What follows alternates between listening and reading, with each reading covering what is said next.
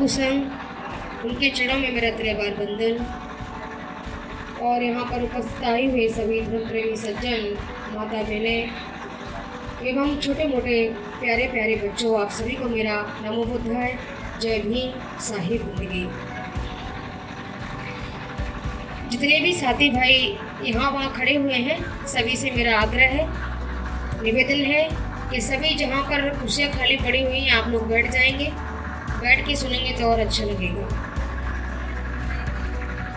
प्रिय साथियों, आज हम सभी लोग अंतर्राष्ट्रीय महिला दिवस मना रहे हैं और साथ ही साथ माता सावित्री फुले उनको श्रद्धांजलि भी अर्पित कर रहे हैं। तो कबीर साहब कहते हैं, मानस तेरी खोलरी ओढ़ फिरत है बैल। किसके लिए कहा? मानस तेरी खोलरी, मनुष्य की खोलरी को बैल ओढ़ के फिरता है। तो किसके लिए कह रहे हैं वो? पशुओं के लिए कहा क्या? किसके लिए कहा? आप सब लोगों से जवाब लेना चाहूंगा मैं इस बात का, क्योंकि इधर ध्यान होगा तो अच्छी बात रहे। क्योंकि अगर मैं कहता जाऊं, हमारे जीवन में 3 बातें महत्वपूर्ण होना चाहिए, एक श्रवण, दूसरा चिंतन और तीसरा मनन। अगर हम श्रवण अच्छे से करेंगे तो उस पर हम चिंतन भी कर पाएंगे, और चिंतन करेंगे और उसे जब मनन करेंगे, अपने जीवन में उतारेंगे तो हमारे जीवन में सार्थकता आएगी। तो सर कबीर साहब ने क्या कहा? मानस तेरी खोलरी ओढ़ फिरत है बैल। वो बैल कौन है? वो बैल हम हैं। वो बैल आप भी हो सकते हैं, वो मैं भी हो सकता हूँ। लेकिन कब कहा? मानस तेरी खोलरी। हम सभी मनुष्य नहीं हैं। कबीर साहब ने कहा भी है कि मानस मानस सभी कहावे, मानस देह कोई बिरला पावे। हम सभी मनुष्य कहलाते हैं, लेकिन मनुष्य है नहीं, केवल देखने के लिए है। हमने खोलरी ओढ़ के फिरते हैं मनुष्य की, लेकिन मनुष्य के जैसे हमारे लक्षण नहीं है। क्योंकि हम इधर में 22 प्रतिज्ञा लेते हैं, पंचशील भी लेते हैं, और महापुरुषों की बात को हम मंच से कहते भी हैं, लेकिन उसको अपने जीवन में नहीं उतारते, तो हम मनुष्य कैसे कहला सकते हैं? सर कबीर साहब कहते हैं कि सीलवंत सबसे बड़ा, सब रतन की खान। सीलवंत सबसे बड़ा, सब रतन की खान। हमारे पास सबसे बड़ा रतन है। सबसे पहले हमको तथागत गौतम बुद्ध ने दिए 5 शील, उसके पश्चात हमको संत कबीर ने भी दिए, और उसके पश्चात सभी महापुरुषों ने अपने अपने शील हमको दिए, जिस पर हम आप सभी को चलना चाहिए। तभी नहीं तो मनुष्य का जीवन सार्थक है। ये तो कैसे हो जाएगा? फिर हम कैसे मनुष्य कहलाएंगे? इसलिए तो कबीर साहब ने कहा, खाए पिए घाय की सोए पाँव पसार, भोंदू लोग जाने नहीं को हम को संसार। जीवन क्या है? क्या जीवन पेट भर के खाना खाना है? क्या जीवन बच्चे पैदा करना है? क्या जीवन अच्छे अच्छे सूट पैंट पहनना है? या जीवन क्या है? जीवन अगर यही जीवन है तो पशुओं और हम में अंतर कितना रह जाता है? क्योंकि पेट वो भी भरते हैं, पेट हम भी भरते हैं, बच्चे हम भी पैदा करते हैं, बच्चे पशु पक्षी भी पैदा करते हैं, मेहनत हम भी करते हैं, मेहनत पशु पक्षी भी करते हैं। पर हम में और पशुओं में अंतर क्या है? इस बात को हमें समझना चाहिए। तभी तो कबीर साहब ने इसलिए कहा कि मानस तेरी खोलरी ओढ़ फिरत है बैल। हम सभी मनुष्य कहलाते हैं, लेकिन मनुष्यों के जैसा हमारा जीवन नहीं है। अभी हमको खाना खाने तक नहीं आता है। हम बात करते हैं बहुत बड़ी बड़ी, लेकिन हमको अभी खाना खाने तक नहीं आता है। लोगों को हम देखते हैं कि अपनी थाली में उतना लेते हैं जितना हमसे खाया नहीं जाता है, और बाकी का जो बचता है उसको हम डस्टबिन में डाल देते हैं। तो हमको खाना खाने तक नहीं आया, अभी हमको बैठना तक नहीं आया, हमको ढंग से कपड़ा पहनना नहीं आया। मैं कहना चाहता हूँ, आज हम अंतर्राष्ट्रीय महिला दिवस मना रहे हैं। जितनी भी माता बहनें, जितनी भी बेटियां हैं, जितनी भी मेरी बहनें हैं, जितनी भी माता हैं, उन सभी से मेरा आग्रह है कि जितना समय आप अपने मेकअप में और अपने संवरने में लगाते हो, उतना समय आप संविधान को पढ़ने में लगाइए। क्यों? क्योंकि सजने और संवरने से केवल हम सामने वाले व्यक्ति को आकर्षित कर सकते हैं, और अगर हमने संविधान में उतना समय दे दिया तो उससे हम अपने सारे हक और अधिकारों को पा सकते हैं। क्योंकि हमारे महापुरुषों ने हमको वो संपत्ति दी है, वो धन दिया है, जिसकी हम सुरक्षा करना हमारी सबसे बड़ी जिम्मेदारी है। क्योंकि हमारे महापुरुष कहते हैं कि पूत कपूत को क्या धन संचय और पूत सपूत को क्या धन संचय। क्योंकि अगर पूत सपूत होगा तो उसके लिए संपत्ति इकट्ठा करने की कोई आवश्यकता नहीं, और अगर हमारा सपूत कपूत होगा तो उसके लिए भी धन एकत्रित करने की कोई आवश्यकता नहीं है। इसलिए हमें हमारे महापुरुषों ने वो संपत्ति दी है। एक संपत्ति वो होती है जो बैंक बैलेंस होता है, सोना चांदी होते हैं, हीरे जवाहरात होते हैं, उसकी हम बहुत सुरक्षा करते हैं। लेकिन वो धन नकली है, उस धन की रक्षा करने से हमारा कोई लाभ नहीं होगा। असली धन है हमारा भारत का संविधान। अगर वो चला गया हमारे हाथों से, अगर वो संपत्ति हमारे हाथों से चली गई तो हमारे हाथों में जो संपत्ति रखने का जो अधिकार हमको मिला हुआ है वो भी हमको नहीं मिलेगा। और दूसरी संपत्ति हमारा वोट का अधिकार।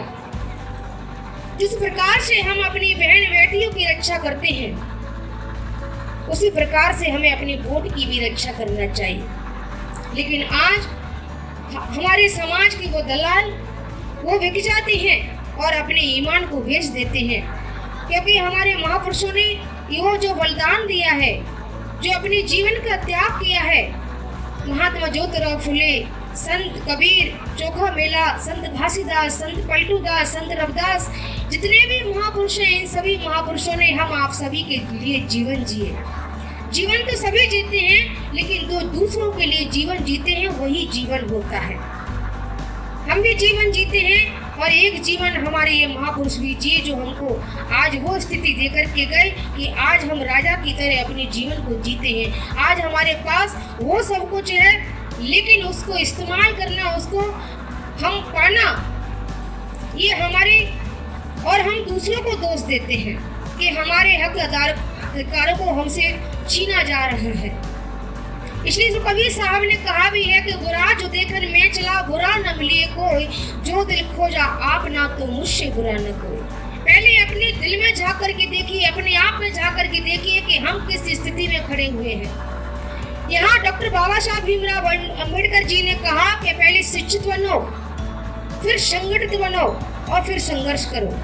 लेकिन हम यहाँ शिक्षित तो हो रहे हैं, लेकिन हम यहाँ संगठित नहीं, हम यहाँ संगठन बना रहे हैं, और संगठन बनाकर हम समाज को भी गुमराह कर रहे हैं। इसमें दोष किसका है? अगर हमारे हक और अधिकार हमसे छीन रहे हैं तो इसका कारण क्या है? कोई दूसरा इसका दोषी नहीं है, हम स्वयं इसके दोषी हैं। क्योंकि आप बताइए कि एक बार की बात है कि एक गधे में और कुत्ते में रेस हो गई एक बार, तो उस रेस में कौन जीतेगा? कुत्ता जीतेगा या गधा जीतेगा? कौन जीतेगा उस रेस में?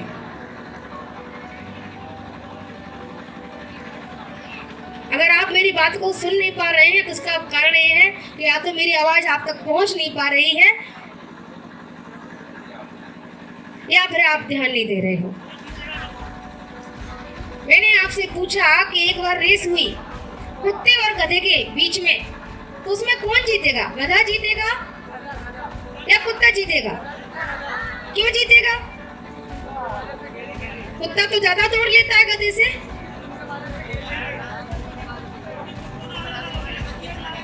उसके बरादरी वाले उसको खींच लेंगे टांग पकड़ के। तो ये ही समाज की हमारी हालत है। आज हम अपने हक अधिकार अपने नहीं हक से ले पा रहे हैं, या हमको जो बीज हमारे महापुरुषों ने लगाया है, जिस बीज को अगर आज हम बो दें तो सारा संसार हरा भरा हो जाएगा। उस बीज को हम, उस संपत्ति को हम क्यों नहीं ले पा रहे हैं? क्योंकि हमारे टांग खींचने वाला कोई दूसरा नहीं, हमारा ही भाई है। तो हम दूसरों को क्यों देते हैं? पहले अपने ही घर को संभालिए, बाहर ना जाइए। इसलिए संत कबीर कहते हैं कि जाको सदगुरु ना मिला, व्याकुल दम तिसधाय, आंख न सूझे बाबरा, घर जरे घूरे को बुझाए। कितनी सुंदर बात कही। जाको सदगुरु ना मिला, जिसको सत्य का दर्शन नहीं हुआ, जिसने सत्य की पहचान नहीं की, जिसने सही और गलत को पहचाना नहीं, जाको सतगुर ना मिला व्याकुल दम सिधाए। वो व्याकुलों की तरह कभी इस संगठन में जाता है, कभी वहां जाता है, कभी यहाँ जाता है, कभी इस पर विश्वास करता है, कभी उस पर विश्वास करता है। व्याकुल दम सिधाए, आंख न सूझे बाबरा कि क्या सही है क्या गलत है, कौन सही कह रहा है कौन गलत कह रहा है। हम व्याकुलों की तरह इधर उधर घूम रहे हैं और घर जल रहा है हमारा, हमारे घर में आग लगी हुई है और हम पानी कहाँ डाल रहे हैं, हम दूसरों पर पानी डाल रहे हैं। जबकि आग हमारे घर में लगी हुई है तो पानी भी हमें अपने ही घर में डालना है। पहले हमें अपने कौम को जगाना है, अपने कौम को सुधारना है, तब कहीं जाकर के हमें दूसरे लोगों को दोष देना है। लेकिन हम यहाँ क्या करते हैं, हम केवल दूसरों पर उंगलियां करते हैं। ये बात ठीक नहीं है। इसलिए अगर हमें वास्तविक अपने जीवन में वो प्रकाश की रोशनी को जलाना है तो पहले अपने जीवन में हमारे महापुरुषों की जो विचारधारा है उसे श्रवण करना पड़ेगा और उस पर चिंतन करना पड़ेगा और उस पर मनन करना पड़ेगा। उसके पश्चात ही हमारे जीवन में इस प्रकाश की हम अपेक्षा करते हैं, जिस आज़ादी की हम अपेक्षा करते हैं, जिस स्वतंत्रता की हम अपेक्षा करते हैं, वो स्वतंत्रता, वो आज़ादी, वो समानता हमको तभी मिल पाएगी जब हम बाहर पानी न डाल करके अपनी आग को बुझाएंगे। तब इसके लिए हमें अपने महापुरुषों के विचारों को अपने जीवन में उतारना पड़ेगा। और दूसरी बात, जो हम अंतर्राष्ट्रीय महिला दिवस मनाने की बात कर रहे हैं, ये एक रस्म है जिसको हम हर साल मनाते और करते चले आ रहे हैं। ये कोई अंतर्राष्ट्रीय महिला दिवस वो होता है क्योंकि जितनी भी कुरीतियाँ हमारे भारत देश के अंदर में फैली हैं, उसका सबसे ज़्यादा असर अगर हुआ है, उससे सबसे ज़्यादा ग्रसित अगर हुई है तो वो महिला हुई है, सदी से लेकर और अभी तक। इसका कारण क्या है? इसका कारण भी हम आप सभी लोग हैं, कोई दूसरा नहीं है। अगर तुलसीदास जी ने भी अगर रामायण में लिखा तो उसका कारण भी हम स्वयं हैं, कोई दूसरा नहीं है। और इधर में हम हर साल अंतर्राष्ट्रीय महिला दिवस मना रहे हैं।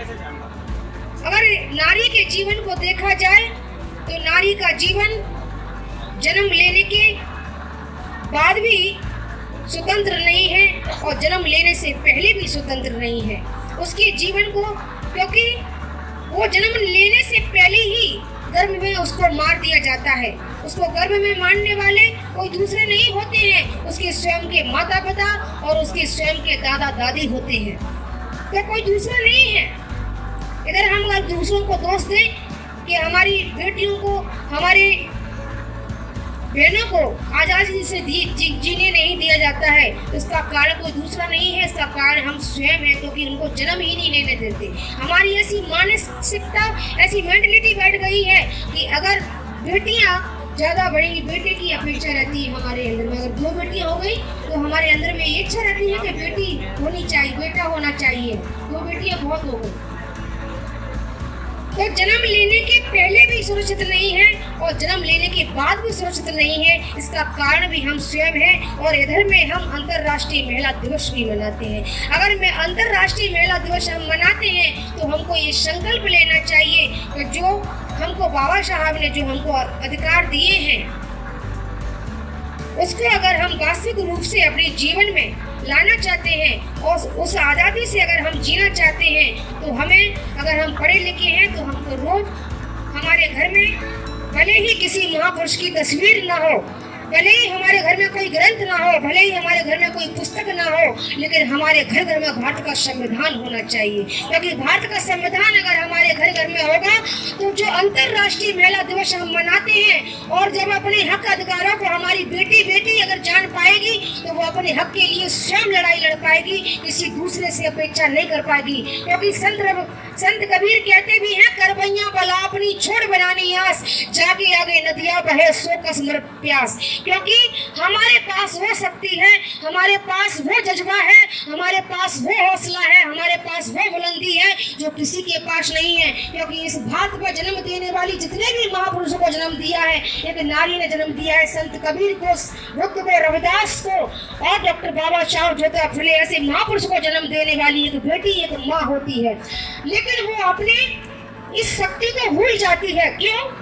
क्योंकि ध्यान रखना, बेड़ियां चाहे सोने की हो और बेड़ियां चाहे लोहे की हो, बेड़ियां होती हैं। हम अपने शरीर को इन जेवरों से, इन आभूषणों से इतना सजा लेते हैं और अपने समय को, जो हमारे पास जो कीमती समय है, संत कबीर कहते हैं मानस जन्म पाए की चूके अब की घात, जाए परे भव चक्र में सहे घनेरी लात। वो समय का चक्र वो कोई आगे आने वाला चक्र नहीं है, वो समय आज है। हमें आज को जीना है, हमें आज को सुधारना है। कल को कभी आता नहीं और आज कभी जाता नहीं, इसका ध्यान हम आप सभी को रखना पड़ेगा। इसके लिए हमें जितना समय हम अपने सजने और संवरने में, फिर भी दोबारा इस बात को कहना चाहूंगा, जितना समय हम अपना सजने और संवरने में लगाते हैं उससे कहीं ज्यादा हमें भारत का संविधान पढ़ना चाहिए, भारत का संविधान पढ़ना चाहिए। अगर आप अपने भारत के संविधान को, जो बाबा साहब ने जो हमको अधिकार दिया है, जो धन हमको, जो संपत्ति हमको दी है, अगर उसको हम जान गए और उसकी सुरक्षा हमने कर ली, तो जो बगल में बैठने वाले हैं या दूर बैठने वाले हैं उनसे हमको अपेक्षा रखने की आवश्यकता नहीं रहेगी, हमको राखी बांधने की आवश्यकता नहीं पड़ेगी, हमको किसी भाई से अपनी बहन की सुरक्षा की आवश्यकता नहीं पड़ेगी। हम अपने अधिकारों के लिए श्रम लड़ सकते हैं। हम अंतर्राष्ट्रीय दिवस मनाना उसको तभी सार्थक समझेंगे जब हम अपने जो मजबूत इरादे हैं, जो हमारे महापुरुषों ने जो हमको दिए हैं, जो अधिकार हमको दिए हैं, उनको सही मायने में हम समझ पाएंगे। ज्यादा समय तो नहीं हो रहा है।